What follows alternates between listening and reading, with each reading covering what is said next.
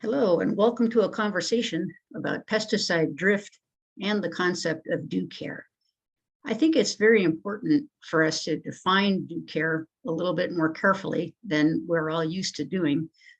Most of us have heard of it, that it's the applicator's responsibility to exercise due care during a pesticide application.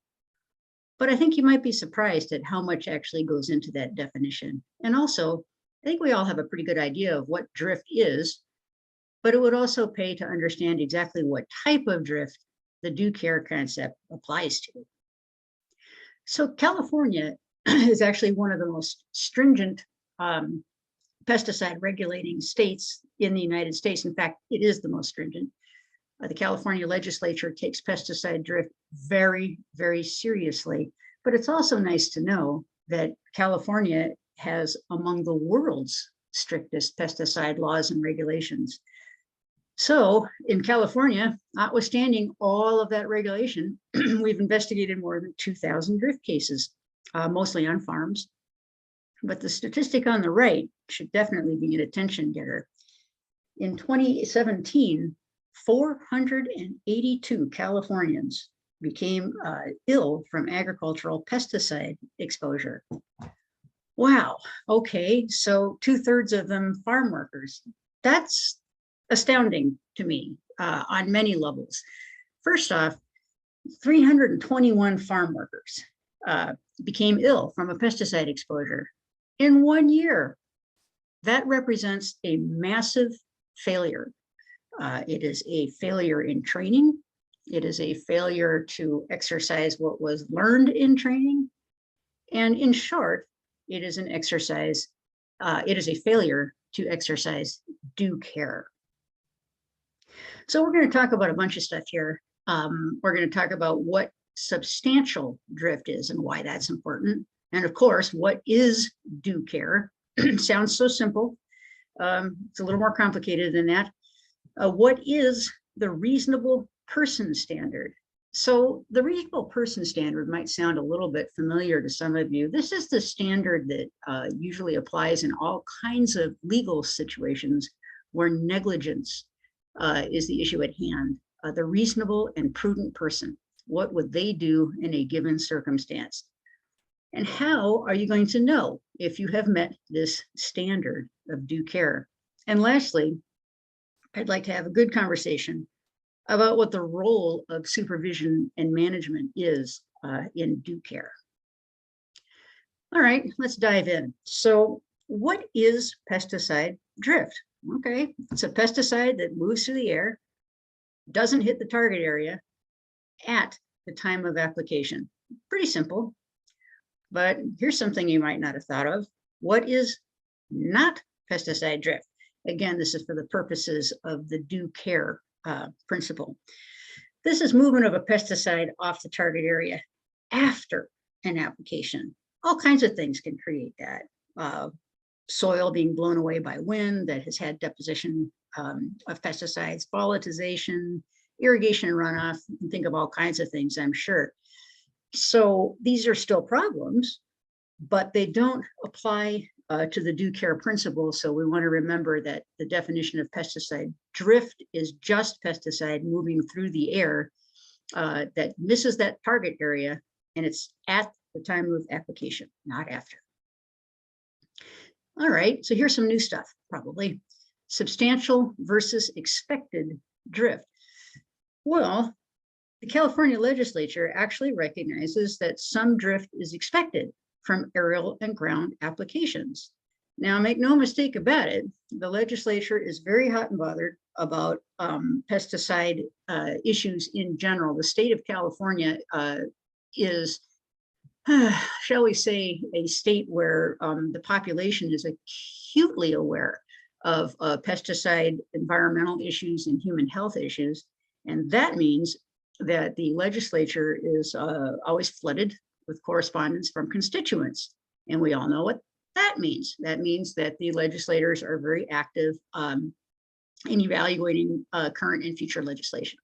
So my point here is you want to stay out of the news. And actually, this is the most important thing about having this conversation, is to understand exactly how to exercise due care such that these drift episodes become a thing of the past. And believe it or not, I believe that's possible, but it's going to take a lot of understanding and a lot of work on everyone's part.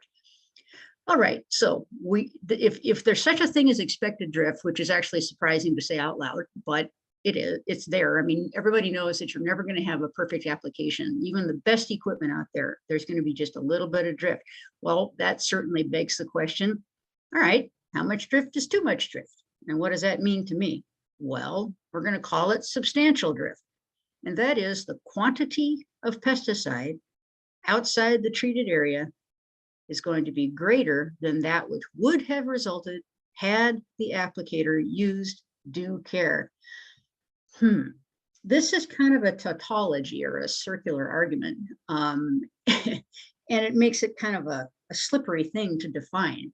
And at first glance, it sounds like we're talking about the amount of pesticide that misses the target, right? The quantity of pesticide outside the treated area. Nope. What we're talking about is the responsibility to use due care. This is an important distinction. So remember, substantial drift is not about the quantity, it's about the applicator's responsibility to use due care. So in most cases, the existence of damage or contamination from a pesticide application, evidenced by human exposure or damage to property animals, that flat establishes the fact that that contamination could have reasonably been expected to occur. That means that the applicator should have been able to foresee the damage that occurred. Well, that's easier said than done, I think.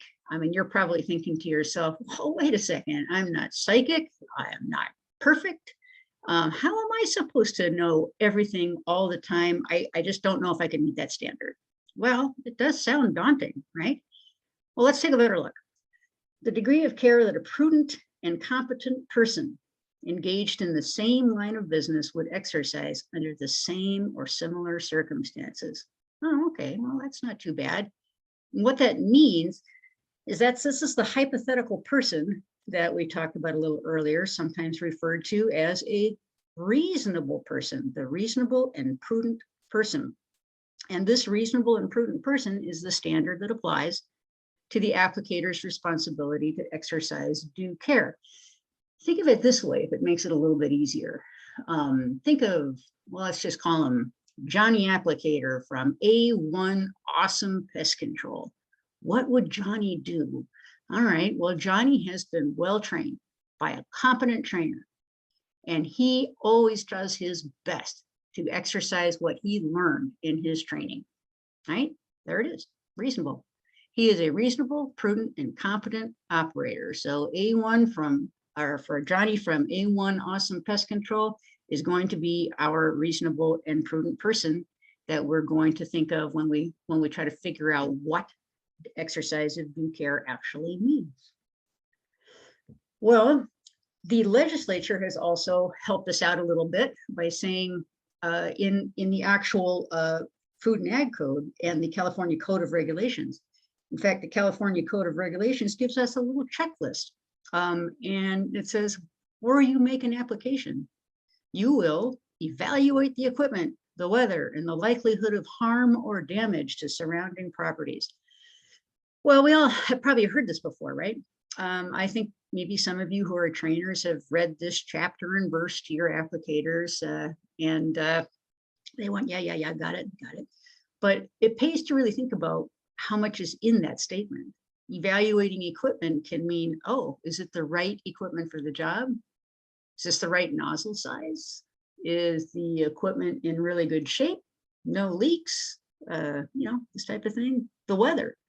Have I evaluated the weather? And more importantly, am I going to keep evaluating the weather during this application? The likelihood of harm or damage to surrounding properties. Oh, that's a big one. Such a little phrase, likely harm or damage to surrounding properties, but wow. How are you going to foresee damage or harm during an application? Well, we're going to talk about that specifically very shortly.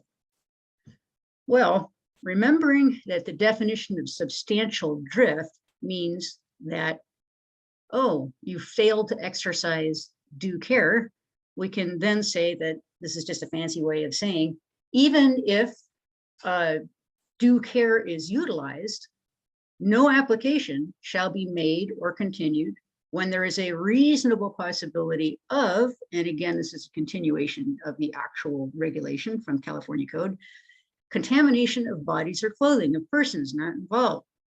Our 321 farm workers, for instance, how could this have happened?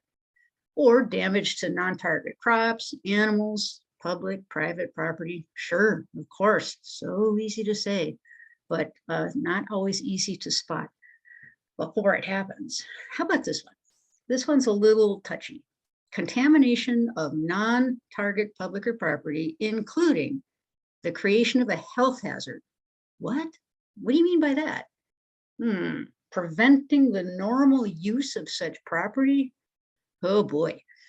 Well, how about using dusting sulfur a little bit too close to a occupied dwelling or maybe an animal pen of some sort? I would say that that could create a health hazard.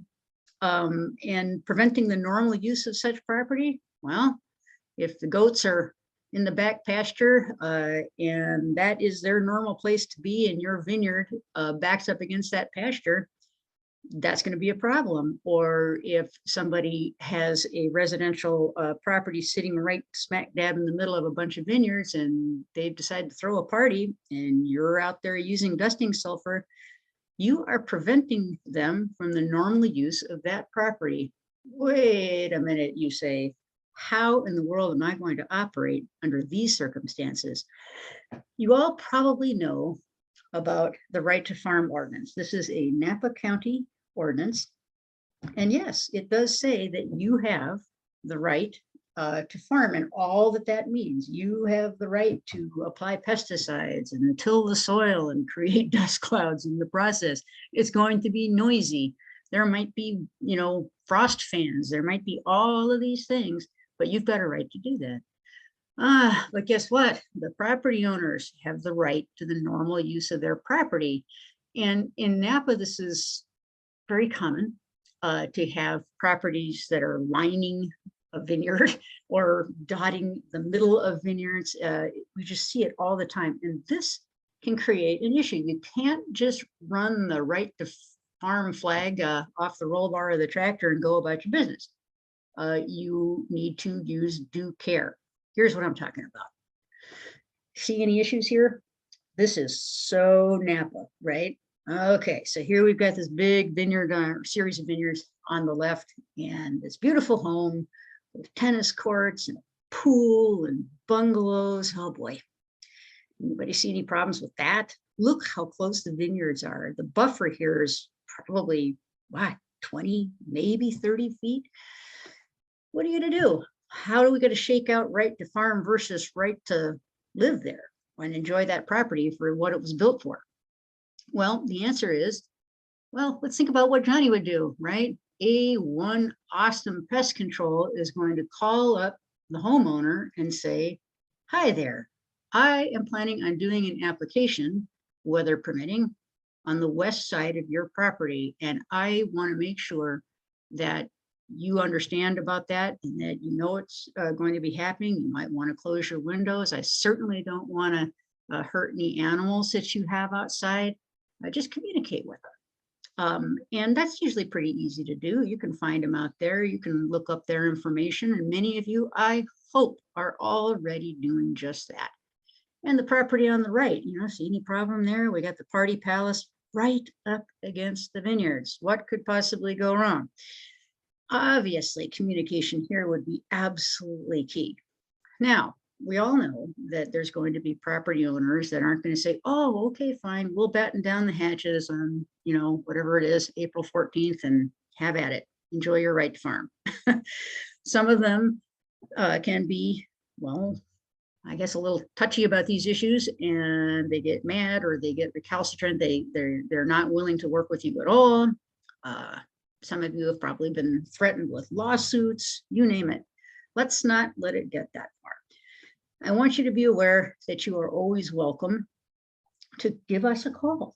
Let us help you with this situation. Lots of times we are able to broker an agreement, or more properly said, an understanding between vineyard management and property owners. Because when you tell them about right to farm and what that means, they say, yeah, right. When we tell them what that means, and we also acknowledge their right to the use of their property, they say, well, that sounds fair. We hope. All right, there's always going to be folks out there that are just not going to, go along for the ride here without creating issues, but that's just life.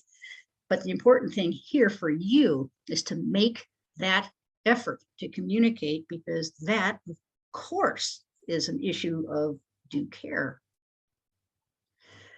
Here's the animal issue I was talking about. Got a nice property here, beautiful vineyard view, and on the south end, there's a nice big horse pasture. And there's a barn right up against the vineyards. Of course, this is a situation where, of course, you're going to contact this person and say, hey, you know what? Got to do an application here coming up on this date, I hope. And I really am concerned about your animals. I don't want to harm the animals. I just want to make sure you understand that this is happening, and maybe you can move them to a safer place, or at least, put up some panels and keep them on the west end there, something like that. You might be surprised how cooperative people can be if they feel like they've been kind of cut into the deal and they're well informed. So this is an example where if you didn't do that and the horses get curious and they come up to that fence line while you're doing the application, and it looks to me like in this photo, during perhaps an herbicide application earlier, they didn't exactly do the best job in shutting off during their turns. So you can see where the potential for problem is. And if you had just notified them, at least if they declined to do anything to help their animals, you could at least say, hey, I did my best. I foresaw that it was a reasonable possibility that these animals could be injured, and I let them know. So I want to get into the supervisory responsibility here. This is a big deal. If you train or supervise pesticide handlers, the whole concept of due care really does start and end with you. The applicator's in the middle there somewhere, all right? You are the one that is setting up the situation, and you are the one that is making sure that things are being done correctly, that you are making sure that the applicator understands perhaps all the drift control provisions that might be in the label, that the equipment is correct, all kinds of things like that. In fact, let's run through a little checklist here. What have you done for your applicators lately? As a supervisor, have you read that label with the applicators, including those drift provisions? How about checking equipment for the right nozzles? Is it safe equipment to operate? No problems with it? Have you got all their PPE, labels, decon materials all on site?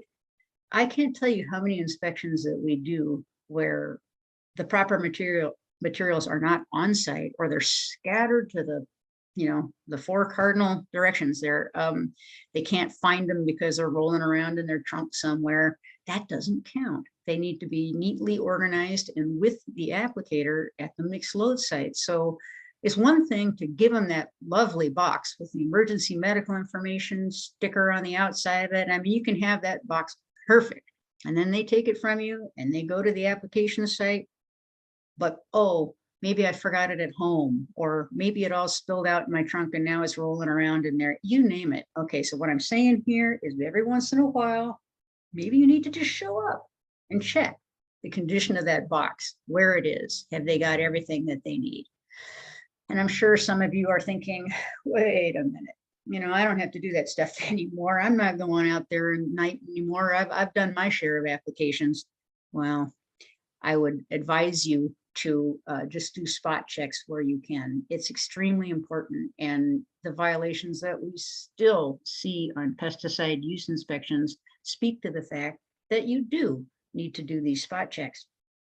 So if you provide them with a really good quality anemometer, that's one thing. It's great. And if they, put it in their car and forget it, well, What have we done? Actually, you need to have the anemometer, train them how to use it, but then think about this. Give them some instructions.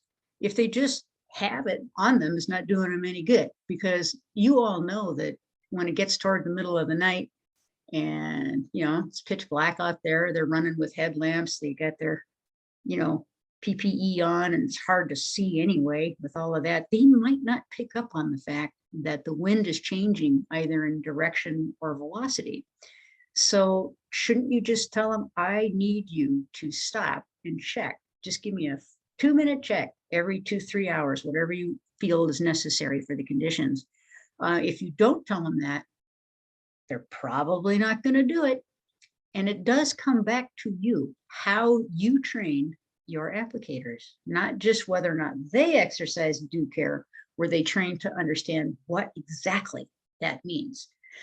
And lastly, again, I know everybody's thinking, oh, no, the days of my going out there at night and being around this stuff, I'm done. Maybe not. Have you actually gone out there and watched them? Are they shutting off on their turns? Are they using things appropriately? You know, it really pays to go out there and take a look. Not every time, but once in a while. Be kind to your applicators. Check what they're doing. Give them the help that they need to do their job right. And if you are an applicator and not a manager or a supervisor yet, hey, make these people work for a living, man. They're getting paid the big bucks. Make sure that they give you what you need and they train you properly on how to use it. Don't leave the barn with any questions in your mind about how to do this stuff safely and appropriately. So the big takeaway here, right, should be pretty obvious. The big takeaway is that the quality of your supervision and training is absolutely foundational to due care. You've absolutely got to have it. And I really hope that you now have a clear understanding of the actual regulation, 6614 under the California Code of Regulations. You've probably read it 1,000 times, but hopefully now, instead of just sort of glossing over some terms, you'll actually go, oh yeah, due care. That means what a reasonable and competent, prudent person would do. Just think of that little hypothetical person we invented there, Johnny Applicator from A1 Amazing Pest Control, the well-trained, well-equipped, and responsible operator or applicator. Those are the people that we want to keep in our mind as being the standard of due care. You know you're exercising due care if you kind of follow that model or that motto. And keep in mind that, as we spoke of before, that it's a little bit of a circular argument that, you know, you're going along, you think you're doing everything right, oh, and then something happens. Well, obviously you didn't use due care then, right? Okay, it's sort of like a gotcha thing, but really the standard is there. The reasonable and prudent person standard is there. Would it be reasonable to foresee that damage or injury would occur? Not, are you psychic and are you perfect and will you always be able to foresee every circumstance? What you need to do is do your best and make sure that your people are trained to do their best. I'm assuming that there's probably still some questions about what all this means, because you might not be used to thinking about due care in this way, and even drift in general in this way.